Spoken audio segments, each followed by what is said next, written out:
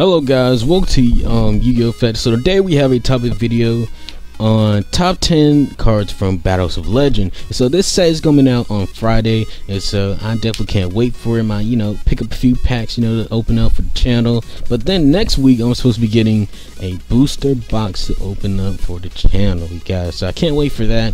And so let's go ahead and get started. None of these are ranked because I didn't feel like doing that.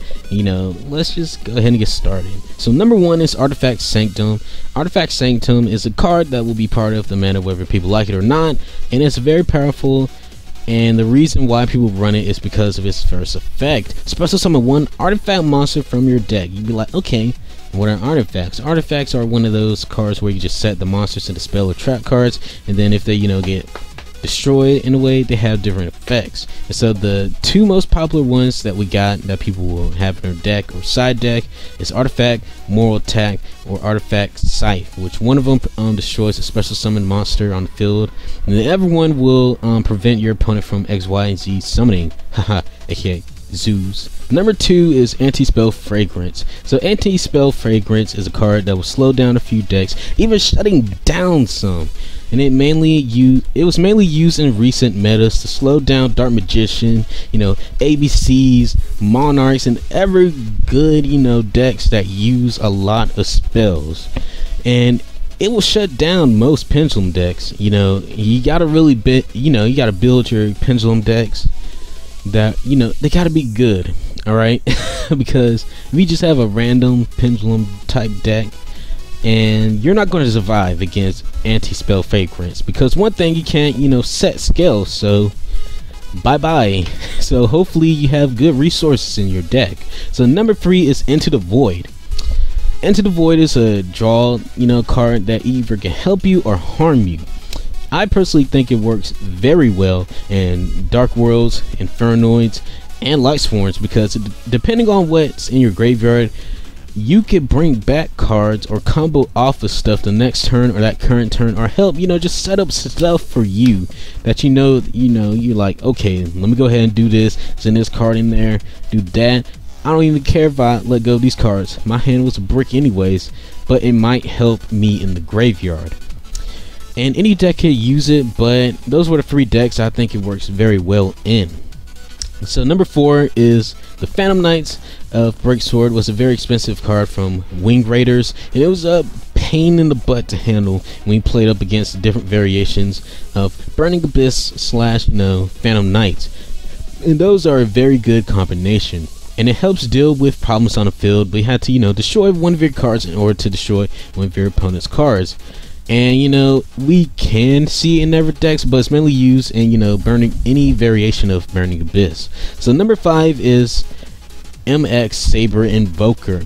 And so M-X-SABER INVOKER was a card that was pricey and very popular to use in any variation of zoos, because it really helped pop off a few combos, which include XYZ summoning about a good 3 to 4 times, which that deck really uses a lot. And the zoo stuff is getting cheaper, and so it makes sense to reprint a card that is used in that deck. And so number six is Crystal Wing Synchro Dragon. And so Crystal Wing Synchro Dragon was a very pricey card ever since its release in Shining Victories last year. I remember it being like a $80 card to around $50 to $30, and now it's at like $24 right now on TCG Player. And so the card is so good. It's somewhat hard to get off the field, and it works in any variation of Wind Witches and Blue Eyes. And most people usually run only one Crystal Wing, which some maybe Wind Witches might run like 2, but Blue Eyes, they definitely run like 1. That's it, that's the max. Then number 7 is Sage with Eyes of Blue. Sage is a card that most Blue Eyes players are expected to run in their deck, or your version of the deck will be considered weak or not good enough. And I have a deck that a version of Blue Eyes that doesn't even use any of the With Eyes of Blue monsters, and it works pretty well. And hopefully Sage can stay at a good price. Right now the ultra rare version is worth about $18. Knowing me, I'm gonna try to get as many of those secret rare versions as I can, or even the ultra rare versions, because hey, I'm a Blue Eyes guy, so of course I'm gonna grab some of those.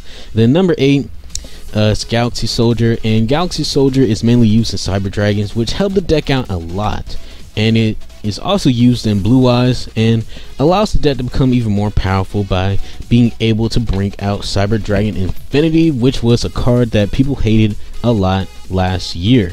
And so number 9 we have DENKO SEKKA, and I've only experienced one time where someone decided to use this card against me, and it was in a Monarch deck, and I was like, that's different, but I really like it. And so they already had their monsters set and ready to tear me up. I mean, they're ready. They had my man, I tell you, I couldn't do anything. And so it's a good card as long as you know how to use it, because you can play it, but then you might set yourself up like, oh shoot, I have some good spells set. And your opponent be like, okay, bye, because I believe DENKO SEKKA, you know, only has like 18 attacks, so you know your opponent might got something big and be able to tank it out, and so you can't be using your traps or spells that might prevent it from being destroyed. But anyways, number 10, our last card is VANITY'S FIEND. So VANITY'S FIEND is another card that is used in Monarchs and just prevents you from special summoning. Well, both of you from special summoning. It's the everyone that you can't special summon. But anyways, which most decks do a lot of, and it's a good card to just have whether you plan on using it or trading it. And so what do you guys think of my list? Was it pretty good? Did you dislike it? Did you like it? Give this video a thumbs up. Let me know in the comments down below what 10 cards you are expecting to get from this set, or what you think, you know, is the best cards. We all have our different opinions, because you know we play different things, so we have different views of how the game is currently right now. And so subscribe to the channel if you haven't subscribed already, and follow me on Instagram at Yugioh. And until next time, you guys, see you guys later.